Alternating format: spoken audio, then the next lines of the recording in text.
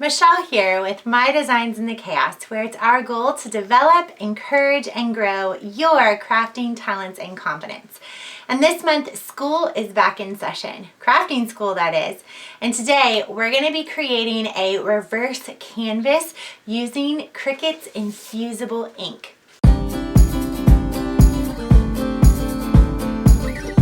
Now, today I'm really excited about our project because we're going to be taking a Dollar Tree canvas and we're going to be experimenting with putting some infusible ink onto the Dollar Tree canvas, and we're going to be creating a reverse canvas. So the first thing that we have to do is we're going to have to open up our canvas, and then we're going to need to actually cut the canvas off of the frame. Now, the easiest way that I have found to do this is using a rotary cutter. So let's go ahead and let's cut this off of the frame now.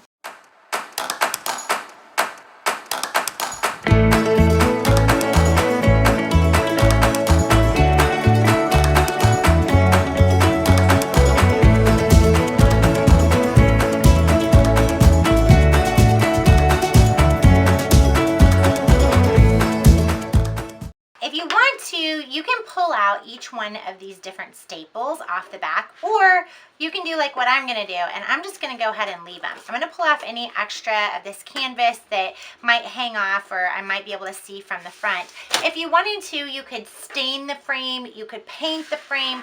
Lots of options here on what you want to do. I'm going to leave it a simple natural wood color, but just know that you can add your own spice and your own pizzazz to this. It's now time for us to go ahead and cut our infusible ink. So you want to lay it out here on your cutting mat. Don't forget when you send your design to cut to make sure to mirror it if it has any kind of wording or letters in it, otherwise it will be backwards.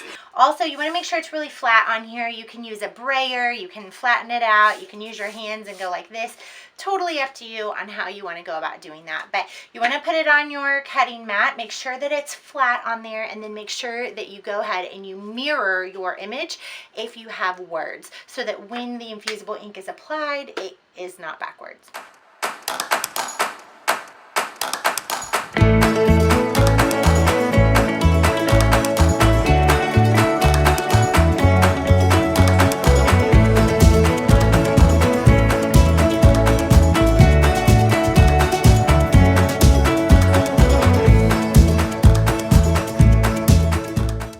From there, it's time to weed our design. And so I'm going to actually do a reverse type of weed where I'm going to weed out the letters. You can weed out the coloring, the letters. It's however, whatever you want your design to end up looking like. And so I'm going to go ahead and weed here on my cutting mat just so that it kind of keeps it a little bit flatter. And I'm just going to pull out all of the pieces of infusible ink that I don't want on my finished project. So I want this word to kind of stand out, and so I'm just going to pull out the lettering. Here we go.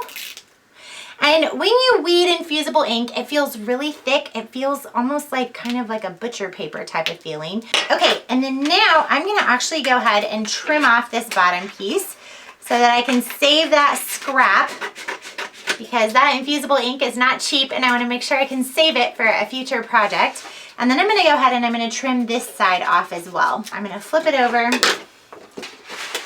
remove it off of my mat,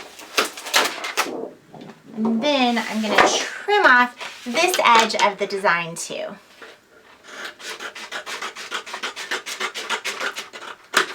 That way I've got two sections for a future project if I need them. From here, I'm going to go ahead and I'm going to weed out the edge around this design as well, just because I cut a giant rectangle to be able to be applied to the canvas on the reverse canvas. And so I'm going to go ahead and just pull off this edge to give us a nice big square.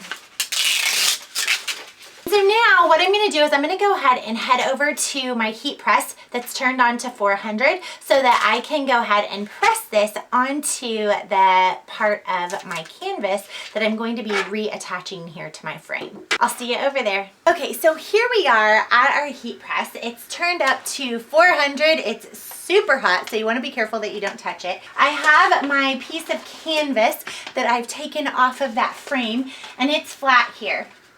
And what I'm going to do first of all is I'm just going to give it a quick press to remove any moisture that might be in that canvas. It also helps to have it lay flat there. From there, what I'm going to do is I'm going to go ahead and I'm going to take my infusible ink sheet and I'm going to just lay it down on top of that canvas.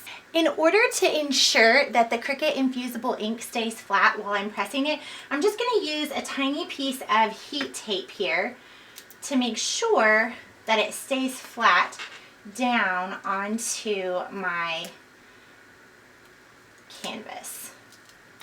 Use a little piece down here at the bottom. And then I'm going to go ahead and I'm going to put my paper on top, and then we'll be ready to go. And we're going to lock it in for a full 30 to 45 seconds. Okay.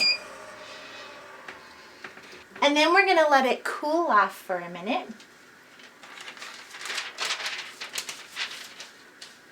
From here, make sure you let it cool off once you've pressed it, because that infusible ink can get super, super hot.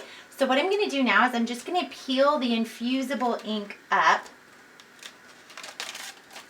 And then you'll notice the infusible ink sheet, the ink is all gone now, but our canvas, I'm going to peel that one little piece right in the middle, now has a beautiful mermaid scale on it. Okay, let's head back over to the desk and let's put the frame and this cute little project back together and put the finishing touches on it. I am absolutely in love with the way this canvas turned out.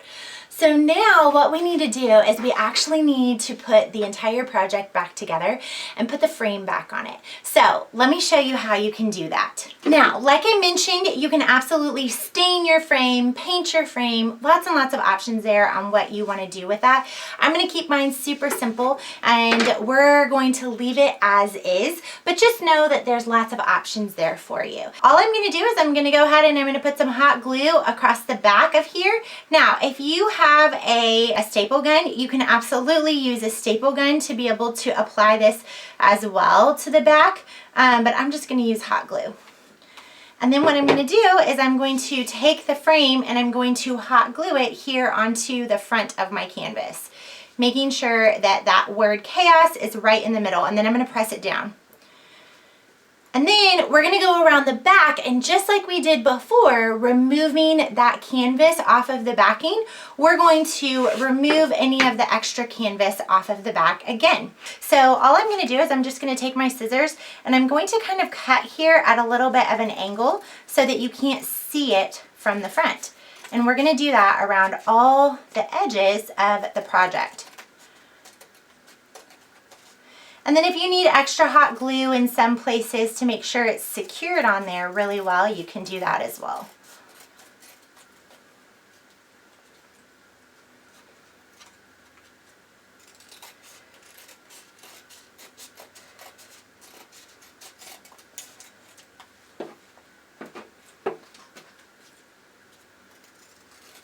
And so now we've got this cute frame that has infusible ink on it. How adorable is that, right? But I'm gonna do one more added touch, and I'm gonna put a little bow on here.